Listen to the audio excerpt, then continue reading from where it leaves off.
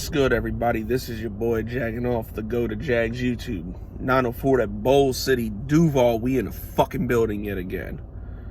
And hello and welcome to A Cut Above the Rest, the show where we discuss who's making the team at our favorite positions. Running back should be one of the more pleasant things to talk about when it comes to the Jacksonville Jaguars, especially compared to last year. We all remember last year. Leonard Fournette got cut. We had Chris Thompson, Rock Armstead, Divine Azigbo, and an undrafted rookie by the name of James Robinson here. And we thought the whole position was fucked. That was until James Robinson came in, stole the show, was a beast, and ended up having one of the best undrafted rookie seasons of all time. Matter of fact, the best undrafted rookie running back season of all time. But now, it should, like I said, it should honestly be more pleasant because we kind of know what we got, but it's honestly been one of the more frustrating, and it got frustrating after the Jaguars' 25th overall selection, Travis Etienne. Now, this should be pretty simple of them two getting the bulk of the carries for this year, but people act like since we drafted him that they're going to eventually phase James Robinson out of the offense, which I really don't fucking understand. Because you go back in time of when the Jacksonville Jaguars were the most successful at running the football, they used more than one running back. They had Fred Taylor and Maurice Jones-Drew. Do y'all remember how dominant our running game was when we had that? Fred Taylor in the last great years of his career, Maurice Jones-Drew in his first couple years. Our running game was feared throughout the NFL for a couple years. But now all of a sudden, because we've gotten so used to Dave and Doug, the Dickhead twins, providing one running back for us, that people think that's how it's supposed to be. Like, I read one article of saying, "Oh, the Jaguars should explore trade options for James Robinson." Are you fucking retarded? Like, I just don't get where this is coming from. And then when Travis Etienne was taking reps at receiver, it got even more out of hand. Like, do y'all not realize that is what Travis Etienne's supposed to do? It's really simple. It's a formula that a lot of teams use, actually. Look at the New Orleans Saints. When they had Mark Ingram and Alvin Kamara. Mark Ingram did a lot of the in-between the tackles running. Alvin Kamara did outside plays and stuff like that, and caught passes. That is what we are trying to do with Robinson and Etienne. Like, I really don't get why this is so hard for people to understand. Like, a lot of successful running games use more than one running back. Leonard Fournette probably could have been better here if he had a competent spell running back. Meaning, look at 2018 when he was gone virtually all year. Our running game was terrible with TJ Yeldon. We didn't have a suitable replacement, and that in turn forced Blake Bortles to do more than he should, and the whole offense fell apart.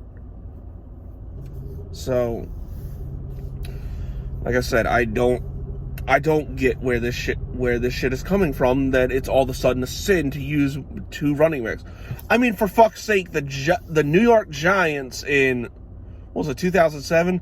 They won a Super Bowl and beat a team that was undefeated using three running backs. We all remember Ahmad Bradshaw, Brandon Jacobs, and Derek Ward.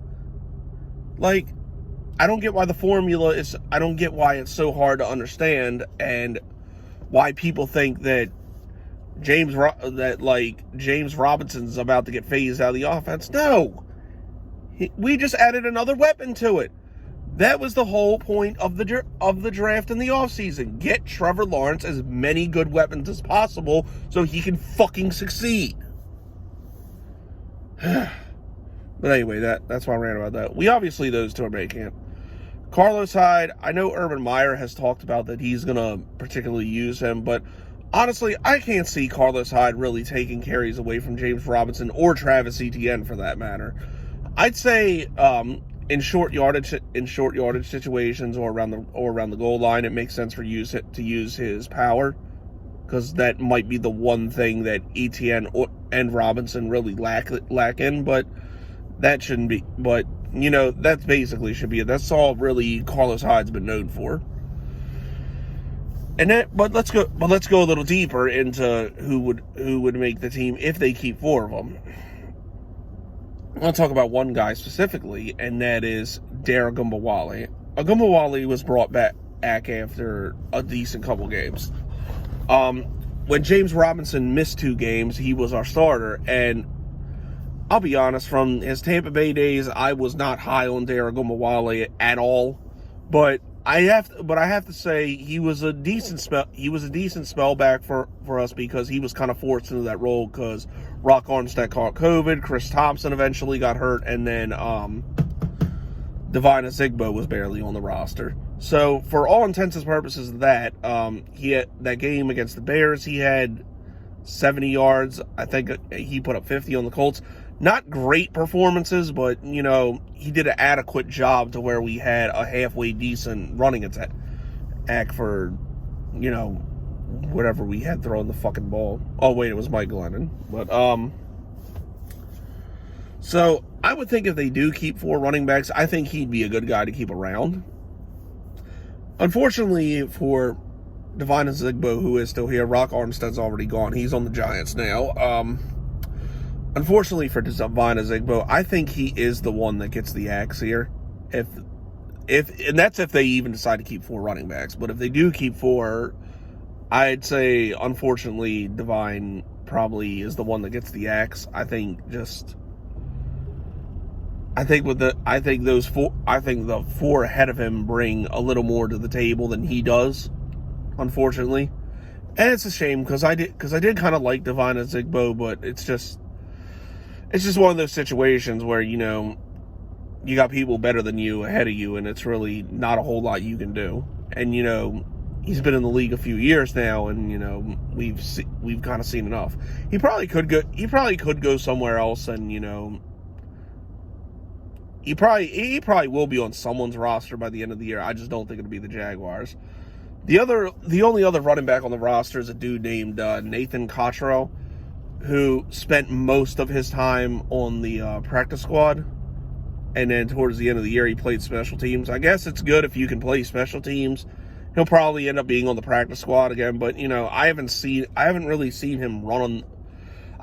seen him take carries enough to really give an opinion on him and where he stands. So he'll likely be relegated to the practice squad again.